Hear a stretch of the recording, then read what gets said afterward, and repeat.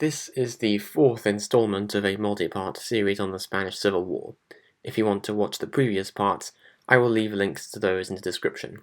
With that said, enjoy. The coup by the generals, while botched and ultimately failing in its goal, was still salvageable. What Franco needed now was to capture the rest of the country by military force, as Choquendor had not quite delivered on this. However, the political ramifications of a civil war on the Iberian Peninsula would be huge. As of that moment, Europe was beginning to come to terms with the fact that it may be facing yet another war with Germany, as it was rearming and behaving in an increasingly bellicose manner.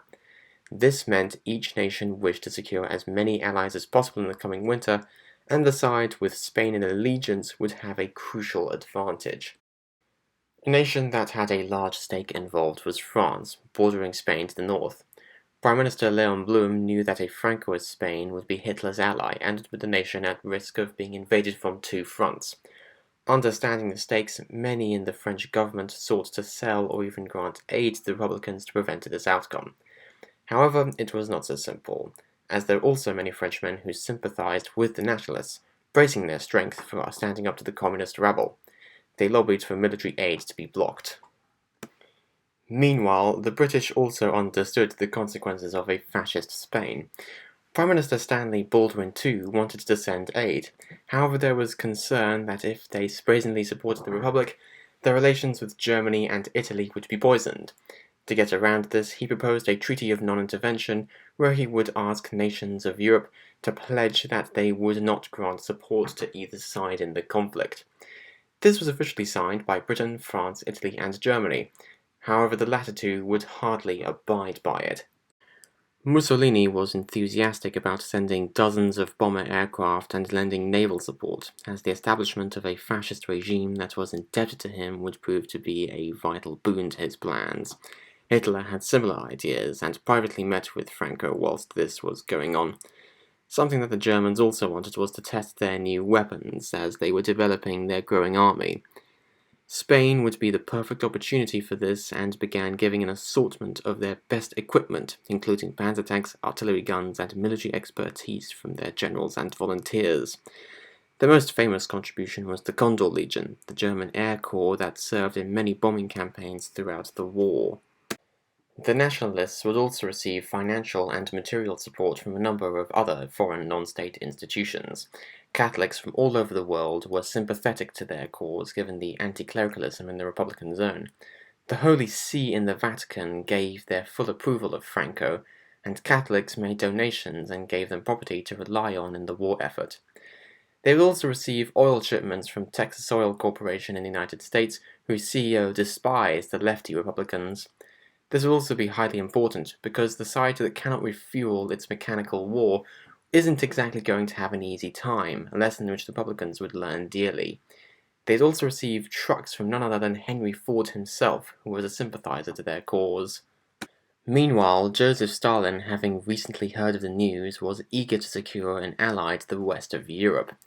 The Soviet Union would at first grant large amounts of non-military supplies, then later on heavy military hardware in the form of fighter aircraft and Tu-26 tanks. However, Stalin's help would not come with strings attached, as later on in the war the Kremlin sought to influence the political situation in the Republic in an effort to make it a more Soviet-style communist regime, which would stoke animosity in the different groups fighting. Russia's support, while it was certainly helping, was going to have its consequences. Another nation that is usually forgotten about is Mexico, who, having just recently come out under the control of a left-leaning government, sympathized with the Republicans. Whilst they may have been no major economic or military powerhouse to throw their weight around, it wouldn't stop them from sending a large number of rifles and ammunition along with food supplies to the Republic. However, one of the more famous things to come from the war were the International Brigades, groups of sympathetic volunteers from all over the world who joined the Republicans in their cause. These amounted to a total of 35,000 fighters from over 50 different countries, ranging all the way from German anti-fascists to American civil rights activists. Among them was the legendary writer George Orwell, the writer of 1984 and Animal Farm himself.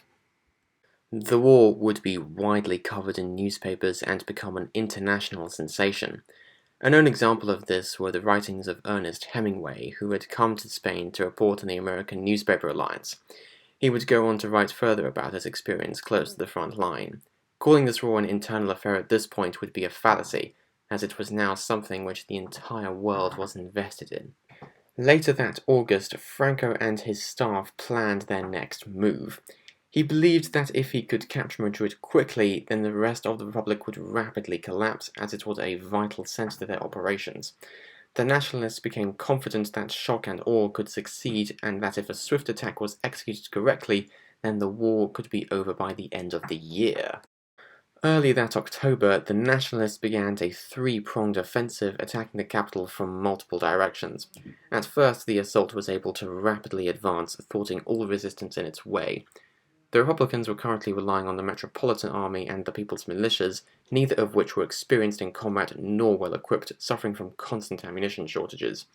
Not to mention the fact that they both despised one another, which made coordination and the formation of an effective and organized defense impossible.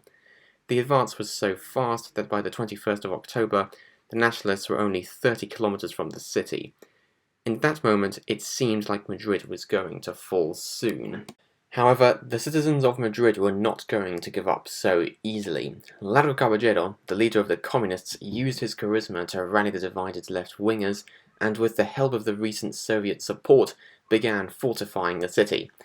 The recent arrival of Russian tanks boosted the people's morale. However, it was going to be a difficult fight.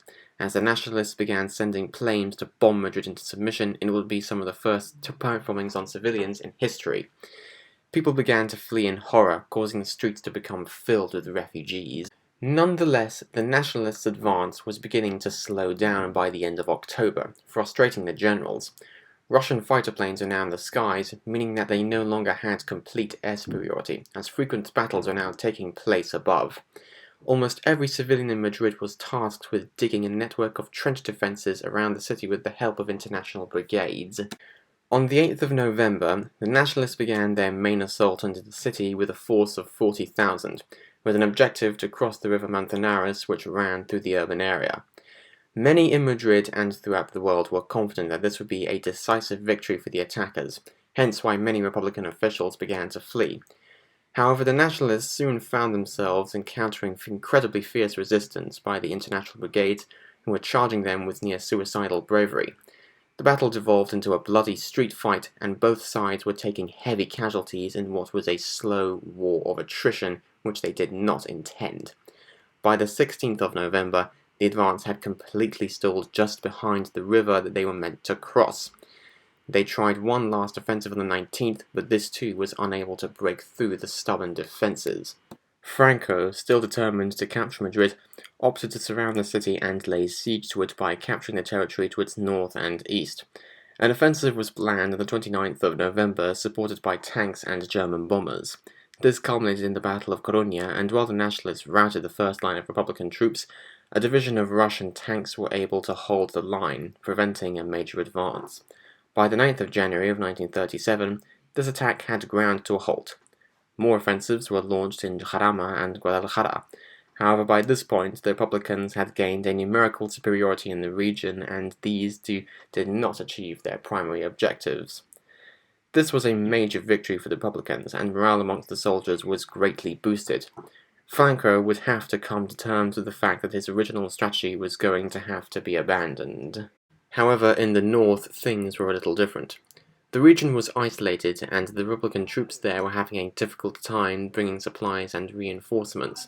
So when Franco decided to take his frustration out on them, their defenses were slowly rolled back despite the best efforts of the Basque separatists in the region. The defenders were running low on supplies, especially food, and were critically under-equipped, lacking an air power to deal with the Condor Legion, which was having a leisureful time bombing them. On the 30th of March, a ferocious assault was mounted by the nationalists. This attack was notorious for the number of civilians that it killed in terror bombings, as German planes were used to strafe citizens with machine gun fire and bomb urban areas. While the offensive was not an immediate success, as the Basques were fiercely defending ground at every turn, it still inflicted severe casualties, and at this rate the northern region was probably going to collapse by the end of 37. At the end of April, demoralized Basque troops were retreating to towns behind the front, with many heading for the town of Guernica. On the 26th of April, the Condor Legion knew this and decided to bomb it. This would be the scene of the most infamous event in the war. Later that afternoon, on market day, a Heinkel 111 was heard flying above them and dropped a bomb in the middle of the square. Believing this to be the only plane, the townsfolk didn't rush to safety, instead choosing to help the people injured by the attack. However, just as this was happening, a squadron of Junker 52s were heard flying above them. With the streets crowded, there was nowhere to run, and the news of this event reached the entire world, with almost killing over 300 writing a section on the tragedy. It would have a profound effect on international opinion, as many began to turn against the nationalist cause, seeing them as barbaric war criminals. The event would be immortalized in Pablo Picasso's abstract depiction that you can see here, becoming for many the painting that symbolized the war.